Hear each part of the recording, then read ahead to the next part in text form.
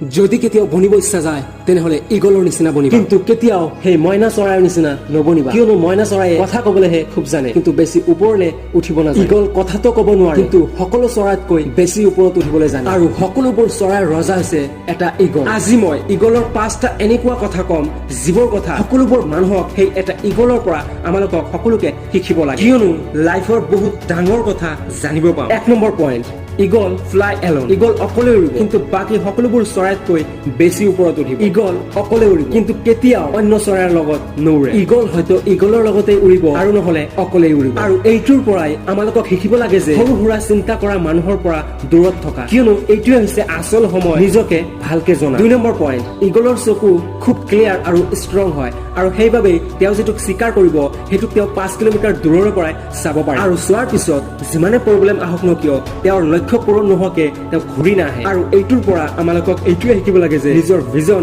খুব ক্লিয়াৰ ৰাখিব লাগিব আৰু ষ্ট্ৰং ৰাখিব লাগিব, আৰু লক্ষ্য পূৰণ কৰাৰ সময়ত যিমানে প্ৰব্লেম আহক ন কিয় সেই প্ৰব্লেমৰ পৰা কেতিয়াও পিছফালে নাহিব। যেতিয়ালৈকে লক্ষ্য পূৰণ হোৱা নাই তেতিয়ালৈকে আগবাঢ়ি থাকিব লাগিব। 3 number point, eagle never it dead things. আৰু এইটোৰ পৰা আমালোকক এইটোৱে শিকিব লাগে যে আমালোকৰ পাষ্টটো হৈছে মৰা বস্তু, তো সেই পাষ্টৰ কথা চিন্তা কৰি একো লাভ নাই। আৰু যদি এবাৰ আপুনি আপোনাৰ অতীতত উভতি গৈছে তেতিয়াহলে ভৱিষ্যতত আহিবলৈ আপোনাক বহুতো প্ৰব্লেম হ'ব। সো কেতিয়াও অতীতৰ কথা চিন্তা নকৰিব, খালি ভৱিষ্যতত ফোকাস কৰা, তেতিয়াহলে লাইফত আগবাঢ়িব পাব। নহলে অতীতে আপোনাক ভৱিষ্যতত যাবলৈ নিদিব। তো আপুনি চেষ্টা কৰা সেই ইগলৰ নিচিনা হ'বলৈ। 4 নম্বৰ পইণ্ট, যেতিয়া ভয়ানক তুফান আহে সেই সময়ত ইগলে খুব এক্সাইটেড হৈ যায়। যেতিয়া বৰষুণ দিয়ে তেতিয়া সকলোবোৰ চৰাইয়ে পলাই থাকে, কিন্তু তেতিয়া ইগলৰ খুব মজা লাগি থাকে। আৰু যেতিয়া খুব বেছিকে বায়ু মাৰি থাকে সেই সময়ত ইগলটোৱে বায়ুৰ সহায়ত ইমান ওপৰলৈ উঠে তেতিয়া মেঘ তাৰ তলত থাকে। আৰু এইটোৰ পৰা আমালোকক এইটোৱে শিকিব লাগে যে যেতিয়া আপোনাৰ কোনো প্ৰব্লেম আহিব সেই প্ৰব্লেমটোক চাই আপুনি কেতিয়াও ভয় নাখাব, বৰঞ্চ